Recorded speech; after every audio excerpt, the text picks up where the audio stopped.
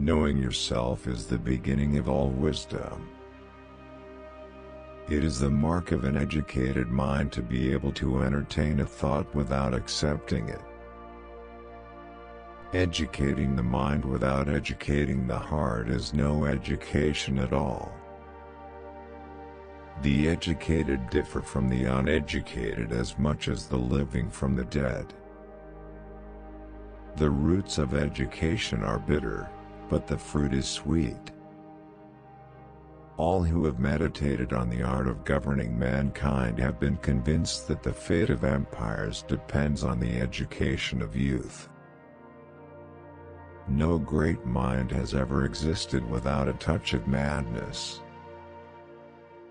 Excellence is never an accident. It is always the result of high intention, sincere effort, and intelligent execution. It represents the wise choice of many alternatives. Choice, not chance, determines your destiny. Those who educate children well are more to be honored than they who produce them, for these only gave them life, those the art of living well. Education is an ornament in prosperity and a refuge in adversity. Education is the best provision for old age. The best way to teach morality is to make it a habit with children. The one exclusive sign of thorough knowledge is the power of teaching. Wit is educated insolence. All men by nature desire knowledge.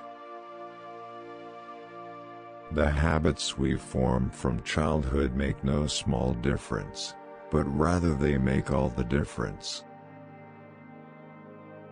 We acquire a particular quality by acting in a particular way. Our youth should also be educated with music and physical education. Education and morals will be found almost the whole that goes to make a good man. To learn is a natural pleasure, not confined to philosophers, but common to all men. It is evident, then, that there is a sort of education in which parents should train their sons, not as being useful or necessary, but because it is liberal or noble. Education begins at the level of the learner. Those who know, do. Those that understand, teach. To write well, express yourself like the common people, but think like a wise man. Learning is not child's play. We cannot learn without pain. The mathematical sciences particularly exhibit order, symmetry, and limitations, and these are the greatest forms of the beautiful. The energy of the mind is the essence of life.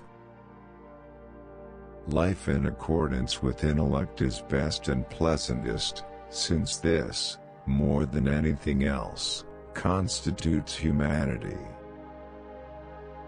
Wise men speak when they have something to say, fools speak because they have to say something.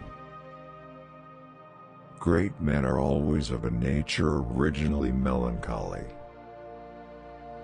Through discipline comes freedom. Memory is the scribe of the soul.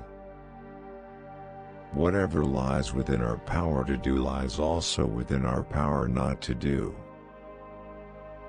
If you would understand anything, observe its beginning and its development.